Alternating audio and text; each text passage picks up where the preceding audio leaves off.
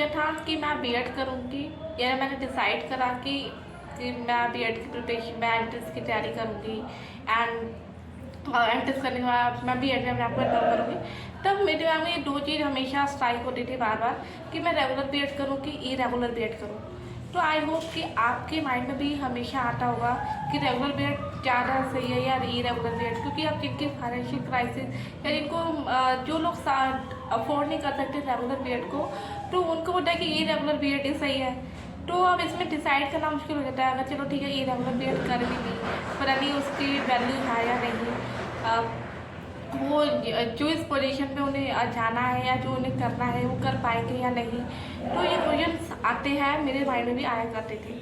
तो hi everyone, my name is Manisha and in this video मैं आपको बताऊंगी कि बीएड इरेगुलर बीएड क्या है और रेगुलर बीएड क्या है, और इरेगुलर बीएड में ये आपको ऑलरेडी पता है नो कि इरेगुलर बीएड क्या है, रेगुलर बीएड क्या है, but I will just tell you in brief.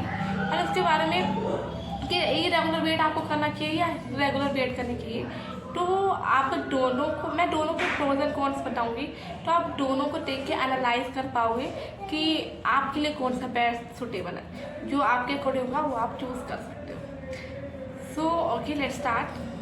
अगर हम रेगुलर और इरेगुलर बीएड की बात करें तो रेगुलर बीएड में आपका ये 2 ईयर के ड्यूरेशन में होता है, प्रोफेशनल डिग्री की करें आपको रेगुलर इसमें क्लासेस अटेंड करनी होती है। बट भाई इरेगुलर पीरियड में आपको no need to go every day, आपको क्लासेस लेने की ज़रूरत नहीं है daily. You just need to appear for exam. तो आपको जब एग्जाम में सिर्फ एग्जाम देने जाना होगा तो यू कैन से कि जस्ट आपको डिग्री वहाँ से सिर्फ डिग्री ही मिलेगी। एंड द सेकेंड थिंग, आपको इसमें 60+40 का रेशियो होता है। 40 आपका प्रैक्टिकल होगा, 60 आपकी थियोरी होती है।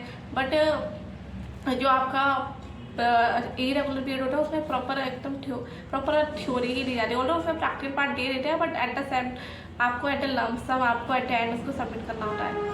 एंड रेगुलर पीरियड जो भी कॉलेजेस यूनिवर्सिटीज़ कराते हैं वो एनसीटी से अप्रूव्ड होते हैं। बट अगर हम इरेगुलर बीएड की बात करें तो इसमें काफ़ी सारी यूनिवर्सिटीज़ और कॉलेजेस है वो एनसीटी से अप्रूव नहीं है। बहुत सारे कॉलेजेस और इंस्टीट्यूशन है जो ऐसे ही कि बेटे वो बीएड करा रहे हैं, जो आगे जाके इनवैलिड हो जाते हैं और अप्रूव जो कहीं सारे जो बोले कि जो एनसीटी से अप्रूव्ड नहीं होते। तो मेक श्योर अगर आप किसी से बीएड करें, रेगुलर बीएड करें या इरेगुलर बीएड करें, तो इसका ध्यान रखिए कि आप एनसीटी से अप्रूव्ड इंस्टीट्यूशंस हैं उन्हीं से आप करें। अदरवाइज वो आपके पैसे वेस्ट हो जाएंगे, आपका टाइम वेस्ट होगा and totally waste of money and time. And first thing, regular BEd में आपको इंटर्नशिप और लेसन प्लान्स बनाने के ये सारे प्रैक्टिकल एक्सपीरियंस आपको करने को मिलते हैं। तो ये प्रैक्टिकल एक्सपीरियंस आपको ये रेगुलर बीएड आपको प्रोवाइड करती है। एंड इरेगुलर बीएड में आपको वो चीज़ें नहीं मिलेंगी। आपको कोई इंटर्नशिप नहीं होती, कोई लेसन प्लान इस तरह की चीज़ें नहीं दी। लेसन प्लान आपको बनाने होते हैं बट इंटर्नशिप जैसी चीज़ें नहीं होती जहाँ तक मैंने देखा है।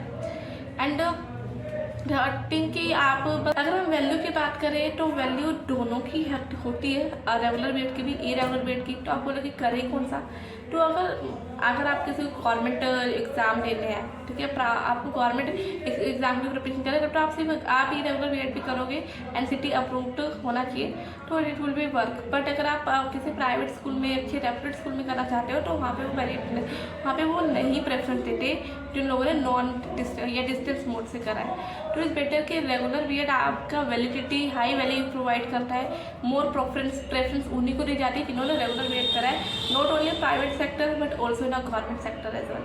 तो आप प्राइवेट और गवर्नमेंट दोनों अगर टीचिंग जॉब में अगर जाना चाहते हो तो रेगुलर बीएड को ज़्यादा प्रेफरेंस दी जाती है। एट द सेम टाइम जो इरेगुलर बीएड है उसको कम प्रेफरेंस दी जाती है। तो अगर हम मनी वाइज की बात करें तो ऑलमोस्ट दोनों में सेम ही खर्चा बढ़ता है। या रेगुलर में आपका, तो अगर हम एक्सपेंस की बात करें दोनों में almost I have just seen that कि ओनली 20 का डिफरेंस होता है बस। जो इरेगुलर बीएड है तो उसमें ज़्यादा एक्सपेंस, रेगुलर बीएड में आपका थोड़ा खर्चा ज़्यादा हो जाता है क्योंकि आप रेगुलर कॉलेज जा रहे हो, projects and so many things are there included. So वहाँ पे वहाँ की जो फी उससे रेगुलर बीएड की फीस ऑब्वियसली ज़्यादा होती है as compare to irregular BEd की।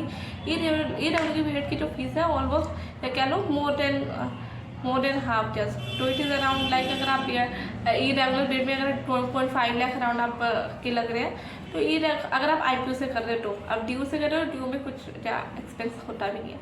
और आप वही इरेगुलर बीएड कर रहे हो किसी ऐसे के यूनिवर्सिटी वगैरह से अगर करते हो तो वहाँ पे भी आपका 1.5 लाख के अराउंड खर्चा आता ही है।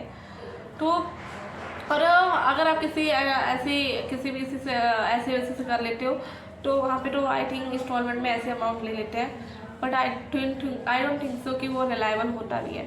तो मेरा तो यही सजेशन है कि आप जो बीएड करो, अगर आप अफोर्ड कर सकते हो आपने इन टर्म्स ऑफ टाइम और मनी, तो it's better to choose regular BEd. If you could not तो ये रेगुलर बीएड फिर ठीक है, फिर तो कोई ऑप्शन ही नहीं है। बट अगर फाइनेंशियल कोई इशू नहीं है आपका, या अगर है भी, अगर आप किसी समहाउ आप मैनेज कर सकते हो, तो it's better go with regular BEd, क्योंकि अपना टाइम भी दे रहे हो और अपने पैसे भी दे रहे हो, दोनों चीज़ दे रहे हो। तो और फिर उसके बाद भी अगर चीज़ें वर्थ नहीं होगी तो कोई फ़ायदा नहीं है उसका। तो it's better go with regular BEd. But अगर आप स्कूल में पढ़ा रहे हो या वर्किंग हो, टीचिंग में ही हो, तो आपका कहीं ना कहीं एक्सेप्टेबल होता है कि आपको इतना एक्सपीरियंस भी हो और साथ में प्लस में आपने बीएड भी कर रखी है। तो आप ऑलरेडी टीचिंग में हो, तो आप इरेगुलर डिस्टेंस मोड से बीएड करते हो तो कहीं चल जाता है, फिर वो चीज़ें फिर आप कर सकते हो कि साथ में आप वही एक्सपीरियंस, उससे फील्ड एक्सपीरियंस आपको है, तो डैट इज़ ऑल्सो फाइन कि आप टीचिंग एक्सपीरियंस आपके साथ में है और प्लस में आपके पास बीएड भी हो गई है, ठीक है। तो ये ठीक है कि मैं अगर ये रेगुलर बीएड आप करते हो तो बस ये चीज़ों का ध्यान रखना है, एनसीटी अप्रूव्ड होना चाहिए, national council for teaching education. अगर एनसीटी अप्रूव्ड नहीं होगी, चाहे फॉर रेगुलर बीएड हो इरेगुलर बीएड हो, it will be invalid. So I hope you have got the answer what you want, and if there is any doubt you can let me know in the comments and I will try to answer of that comments. So make sure analyze all the things thoroughly and you will able to get what you want. So thank you.